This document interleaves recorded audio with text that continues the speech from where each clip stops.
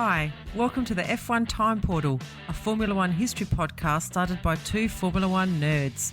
I'm your host, Rosa. And I'm your Let It Be host, Luigi. And today we're taking you back to the 1970 season. So let's go. Hi, Louie. Hey, how you going? Good. You said nerds. You've said nerds about 30% of the time. Well, that was our original one, remember? That was like the one we used to do all the time until we figured out we could change that word. Yeah, we had freedom. But yeah, because we're starting a new era, a new decade. I know. I thought I'd go back to the original. That's not a bad idea, actually. And Let It Be was an interesting Beatles song and album because that was all about, in a way, forgiving and moving on and sort of restarting, as the Beatles were. That was wasn't their last album. For those that really know, Abbey Road was their last album, but Let It Be was seen as their last album. Okay. From an emotional perspective, I think. So this is like a transition to the 70s as well. Yeah, look at us being all deep and meaningful. And I was going to say, we've talked about the Mike Lang titles of each chapter, and yes. to date we've stuck with the chapter names. I know. And Mike Lang sometimes does a good job, like he's like, there's a cliffhanger at Watkins Glen in 64 yes. and all that. And then sometimes he says like Jim Clark all the way, you know? Yes. Yeah. Okay. This one sucks. Yeah, this one sucks. Yeah. I mean, there's a reason why it's called what it is.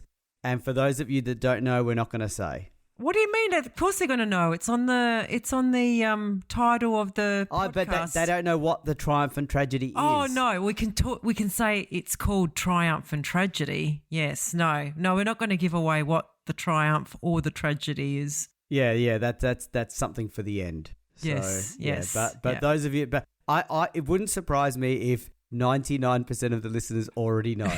Absolutely. Yeah. Which is like 5 people. Yeah, that's right. And they're like, don't spoil it. Yeah, so should we get into it? Let's go. Okay. So while the 60s saw a lot of innovation enter Formula One, especially with the wings and all that, it was in the 1970s that sports made even more technological advancements. I find that really hard to believe that the 70s is going to be more than the 60s. Like the 60s gave us the rear-engine cars, the 3-litre power, sponsorship, the monocoque chassis. Like that's heaps. What more could there be? Yeah, you know what? I think you're right from a position of substance because the 70s cars gave us radical new look and aerodynamics. Okay. So they were on the outside more than the inside. I think the inside changes were the 60s. Okay. So I'm guessing Colin Chapman was the main instigator of all these advancements? Yeah, both inside and usual? out. Yeah, so he did the superficial and the non-superficial. Okay. Yeah. So we have the Lotus 72, which was a new car which was moving away from the cigar shape that was famous for the 60s and introduced the flat-pointed nose. Ah. Yeah, and the wedge shape to the cars. Pretty much like the cars you see today that have pretty much a wedge sort of shape. They're like a wing. The whole car's like a wing. The whole front of it is like a wing, isn't it? Like it goes down in that pointed flat nose. And then, yeah, okay. Are you going to get all technical now? Well, I'm not even that technical, but I didn't even Google this, but I'm just talking about it looked like a wing, right? It's not that bad. Yeah. But, I mean, one of the things that Colin Chapman did with this car, and we're talking about the Lotus 72 here, the new Lotus car. He moved all the parts around the inside of the car to improve the handling and decrease weight. Like the oil and water radiators were moved to the sides of the car. Inboard brakes were introduced to streamline the design of the front suspension. He added high air scoops behind the cockpit above the drivers to cool the engine. That's still there. That's still there, that little hole at the back of the driver's thing. That's still there in the cars today. Wow. I know. Don't forget, before him, they had this big hole at the front of the car. Yeah. Yeah. You know? Yeah. And they follow him now. Yeah. Like, where would Formula One be without Colin Chapman, really? Like, I think we would have got there eventually, but we would have had cigar cars for maybe another 10 years. Yes. Well, it wasn't the Lotus car called wasn't it the coffin car? Yeah, I mean, knowing rather Chapman, than cigar, because it was But I heard anyway, cigar, toothpaste. yes, toothpaste tube. coffin, Yes, yeah. Okay. So it was the beginning of what we see today. And Jochen Rindt was staying as their number one driver. He had a very competitive 69 season when he moved across. And he was joined by British driver John Miles and none other than a very young Mr. Emerson Fittipaldi. Wow. Yeah. That is early. I guess it's 1970. I always sort of associated him with more the late 70s. But there you go. Well, he's very young. What is he, like 17? He's young. He's Yeah. young because he achieved some amazing things in the future, not giving much away. Yeah, and no. he sets a lot of youth records along the way. with that. Okay, there you go. Yeah, All right. yeah. So I don't know what his age was, and we're not going to look it up. No. So other than he was young enough to be recognised as a young driver. Okay. Ferrari also launched perhaps their most famous engine of all time in 1970, and without doubt their most lucky and successful, the 180-degree V6 Boxer. V12, Louis. Oh, V12, Don't V12. take away 6. Did I just say 6? You did. Look, it's about time. I love how Ferrari focuses on like a fast, big, fat engine, and Lotus is doing everything but that. They're going, let's move the radiator and the water tanks and flatten the nose. So again, Enzo is proving that engines are more important than aerodynamics. Well, He's trying. He's trying, yeah. He's proving, he wants to prove that. That's Yeah. right. And I think I misspoke earlier when I said lucky. Not their most lucky. I think I must have meant something else because I wrote this a while ago, or you did. I think I wrote this one. But yeah, I did not mean lucky. Just No, I was going to say, I don't remember the 70s being very lucky for the Ferrari team. Yeah, and it's not like you luck into an engine that has huge success as No, well. that's Yeah. right. Yeah. Yeah, so this engine, it was called the 312, so I think 2 meant transverse or something. Okay. Was their primary engine until the 80s.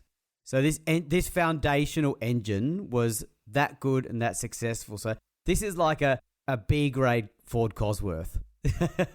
As in nothing beats the Cosworth, you know what I mean? No, that's true. Yeah, That's yeah. elite. That engine is elite.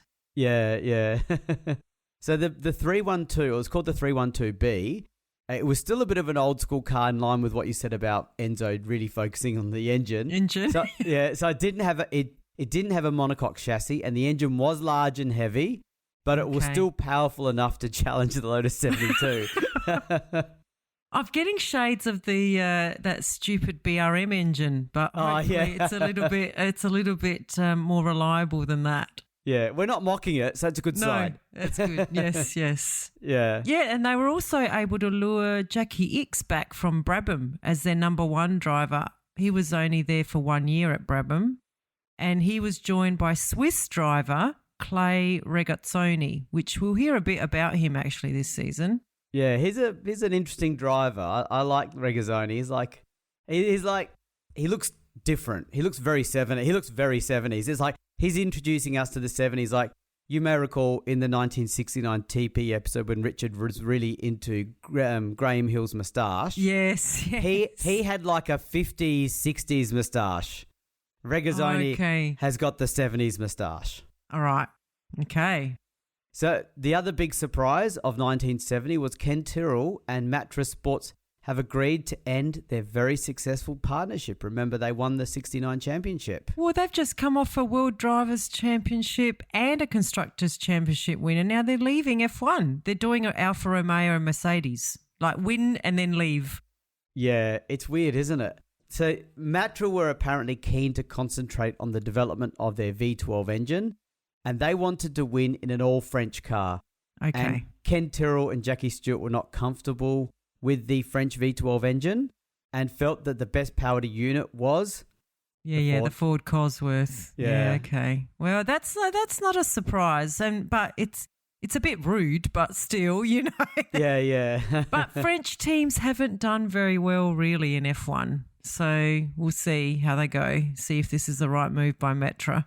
Yeah, we will see. And I mean, the other option is like some sports people do in current era when they change their nationalities or something. Yeah, I can't see Jackie Stewart giving up his French citizenship to tick a box with the French. I think he thought it was better than that, maybe. So Ken turned to a March chassis and put a Ford Cosworth engine, and obviously used the awesome expertise of the team to create the Tyrrell team, I guess, by using the March chassis. Yeah, so March was formed in 1969 by Max Mosley. That's a big name. That's one we've heard. Alan Rees, I don't know him, and Graham Coker and Robin Hurd. I don't know any of those other three. But so the name March comes from using their first letter of each partner's name. So MARCH. So Max Mosley becomes quite big in F1 in the future, and he has quite a controversial end, I think. So we'll follow that with interest. He has, and we're recording this in early 2025, and he's passed away now. Did you know that? Yes, yeah. I did know that. Was it 2 or 3 years ago, I think? Yeah. I think so, yes. And Robin Hurd is a name and Alan Rees. Okay. Robin, I'd say Mosley really the big name. Mosley, yeah, that's the only one I know. Mosley is the A grade, Hurd's B, Rees is BC, and I don't know Graham. Sorry to the Coker family.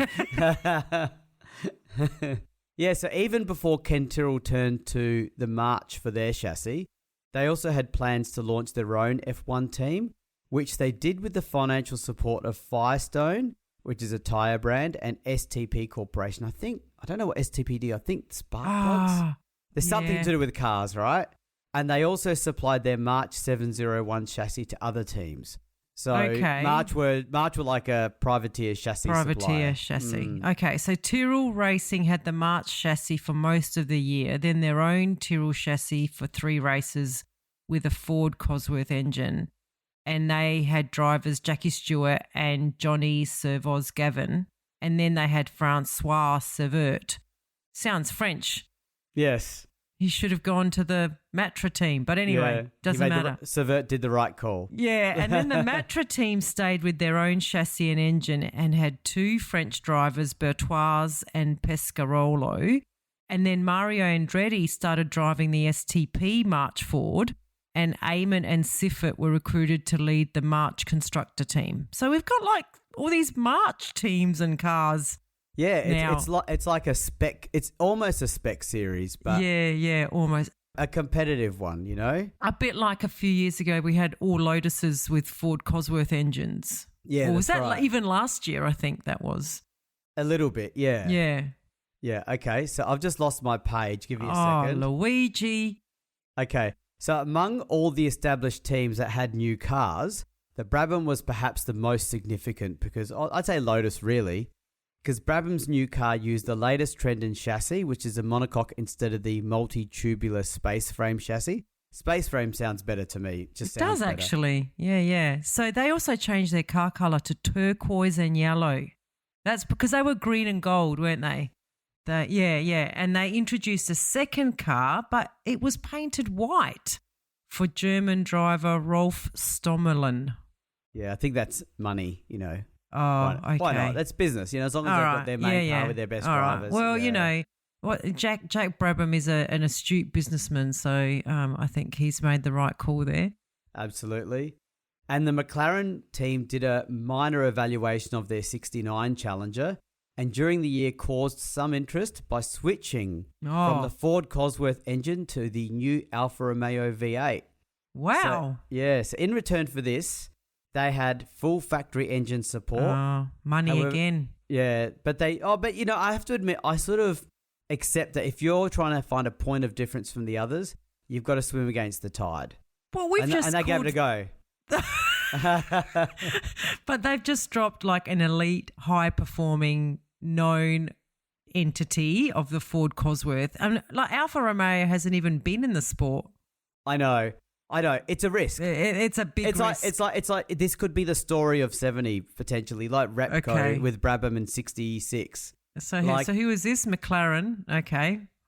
They did not enjoy a huge amount of success because they had to reduce the height of the engine, which made it less powerful. See. Yeah, but Denny Hulme continued to drive for them, so he's still in the McLaren team. I think he's been with them since his Brabham days. Yeah, I think so. So BRM is another team that had a disappointing 1969. So they had an entirely new chassis for 1970, the P153. Worth Googling this car. It has quite a bulbous look to it. And the other thing that the BRM did, because of the high costs of being in Formula One, they obtained sponsorship from Yardley Cosmetics. Wow, I haven't heard about Yardley for years like that. It was big in the 80s. That's old school. It's so old school. So they changed their name to Yardley Team BRM, and the team was painted in Yardley's brown, white and gold colours. Like, that is so 70s, those colours. Brown, white and gold. I can't, if you Google the car, it does not look great. No. And the bulbous car not only looked bulky, but the colour scheme didn't look fast. Yeah, it was like a 1960s kitchen. Yeah. It's amazing to think that you've got, on one hand, Colin Chapman stripping everything out. Yeah. And you've got BRM doing the Just exact opposite. Yeah, bulking the car up. Yeah, so BRM kept, I know Rodriguez came back from Ferrari to replace Surtees, and Oliver also drove for the team. Okay. Yeah. I mean, they've got good drivers. Rodriguez is good. Yeah. You know? They've got good drivers, but and Oliver was good. Yeah, Oliver was good too. Yeah, so he is good. I wonder as part of the negotiations, did they see a picture of the car before they signed? Because if they saw a picture, they'd have said, no thanks. No thanks. Yeah, I'll stay at Ferrari and I'll stay wherever I am, Oliver says. Yeah.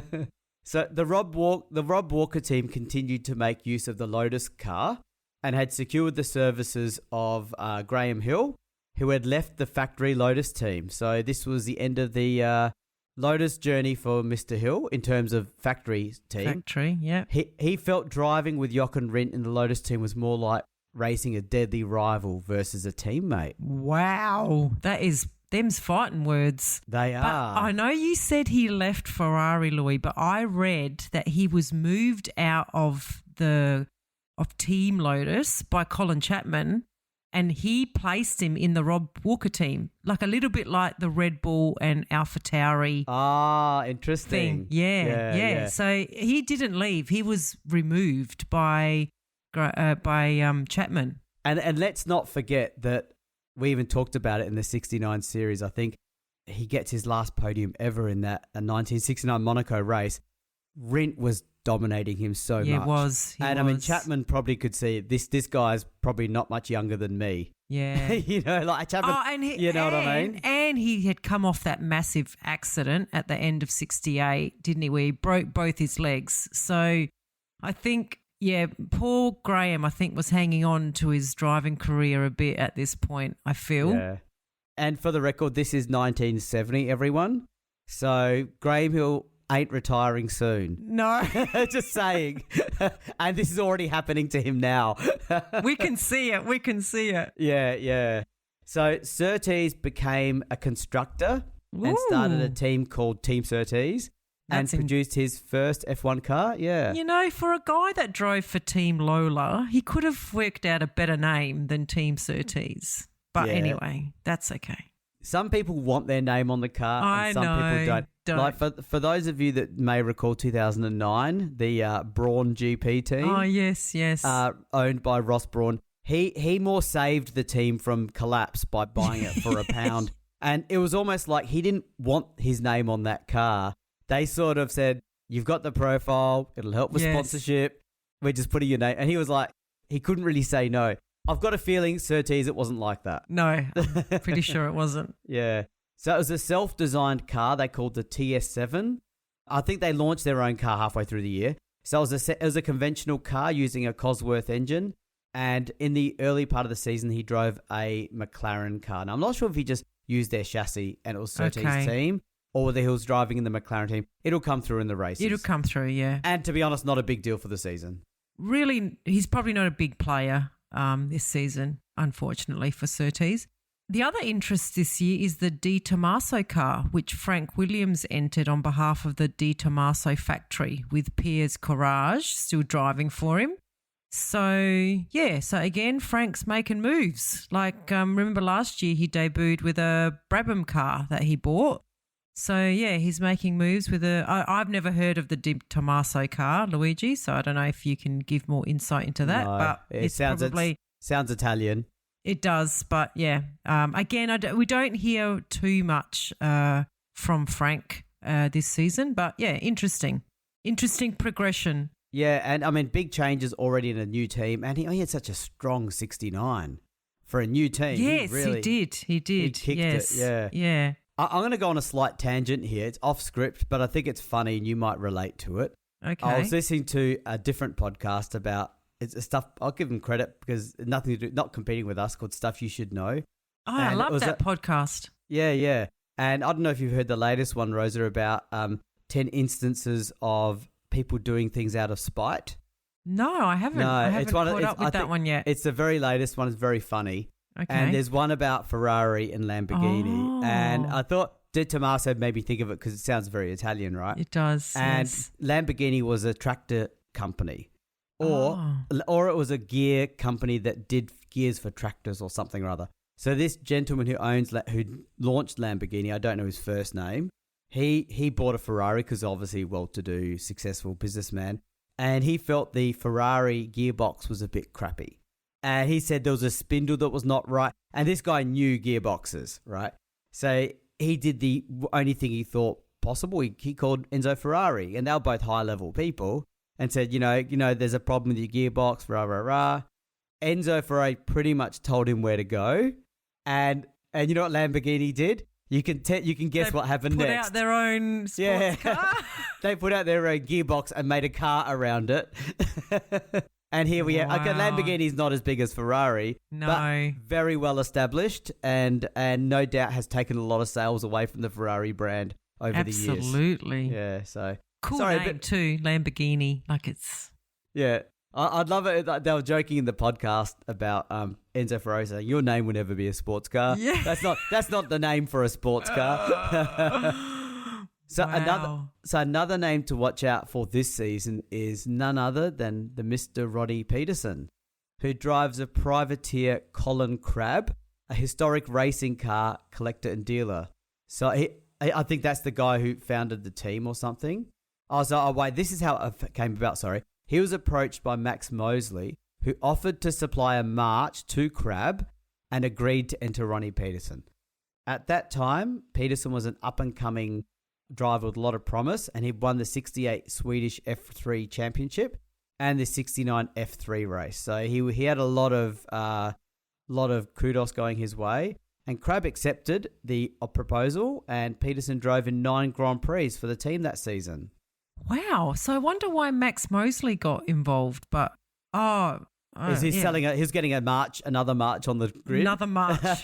and a driver that had another driver that everyone was watching. Yeah, okay. You know, think of it like, this guy we think is the next Max Verstappen in 25. Okay. And you go, right. I'll put him in the march. I'll put him in the march. Yeah, okay, got it.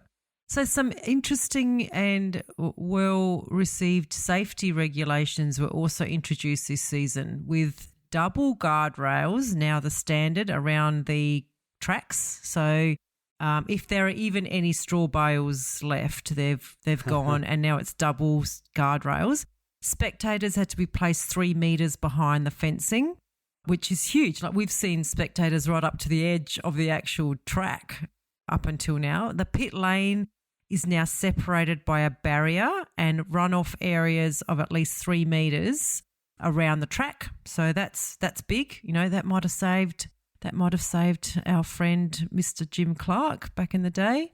And a safety bladder was introduced around the fuel tanks to reduce the risk of fires. So I guess if they had a crash, this safety bladder, which I'm assuming is maybe full of water or some sort of like fire retardant, would stop the car from going up in flames. So, I mean, they're all good measures, seeing, you know, the kinds of accidents we've seen in the last 20 years. Yeah, I mean, these are still baby steps, but you have to make these steps to get to where yes. because it's like there's still a lot more they could do, but this is excellent to hear this. And we're hearing a bit more of this, and we know Mike Lang doesn't talk about it much, but we know Jackie Stewart as head of the Grand Prix Drivers Association. he was no doubt behind a lot of this. And absolutely. They effectively stopped the Belgian race last year. Yes, because they of did. Jackie Stewart protesting. Yes. Yeah. So there were also some changes to qualifying. So the starting order of the race would normally be decided by the driver's fastest time during any of the practice sessions. However, in some cases, in a number of chosen races, drivers will be guaranteed a place on the grid in order of their best time. Only 10, Luigi. Only 10 chosen drivers would be guaranteed a place on the grid in the order of their best time. But I don't know how they would choose the 10. Well, remember Monaco had that funny rule. Monaco has done the best of this, but remember there was like you had to be a team that had been in Formula One for a previous number of 3 years or something. And Jack Brabham, previous winner, didn't qualify because he was a new team. That's right. Yeah, so this is going to be bad. And then the remaining drivers had to earn their entry in a 30-minute qualifying session. So the fastest drivers in that session would be allowed to start the race and would be placed on the grid in the order of their original best practice time. It's like they've split qualifying in two and then merged the times together. I think this is going to be it's going to be a train wreck. It's going to be a train wreck. Yep. Yeah. Because this did result in drivers not qualifying for a race despite going faster in practice than others who did, which led to protests among teams and drivers. Yeah. It's going to be mayhem. But anyway, that's all the fun of Formula One. That's right. And it shows how it's getting popular. We're getting a little bit of sponsorship, more sponsorship now. We're getting more teams, more drivers, and they've got more congestion and they're trying to manage it in some unusual ways. So there's 13 races this season. For the first time, I think, with a few new tracks, which we'll also cover as well. And there's a lot of action. So we've had a fairly long opening. We've been at this for over 27 minutes. We don't normally go that long. But we did get a bonus Ferrari Lamborghini story that. So it was well worth it, right? Absolutely. Louis, I can't believe we've been talking for 27 minutes. I'm gonna call it and say that we stop this episode here and come back and do the first race review in the next episode. Yeah, this is a memorable occasion because it's not often we do an episode without a race review. We've just been gas bagging. I know, but it was interesting and fun, wasn't it? Yeah, it was. The time flew. The time just flew by. So we're going to call this one 1A. The next one is going to be called 1B, and then we're on to episode 2, which is really episode 3. But it's just we're only doing this as a one-off. We're not going to do this very often. I'm confused, but that's okay. It'll still be fun to listen to. Yeah. Okay, we'll see you for next episode, everyone. Okay, bye. Bye.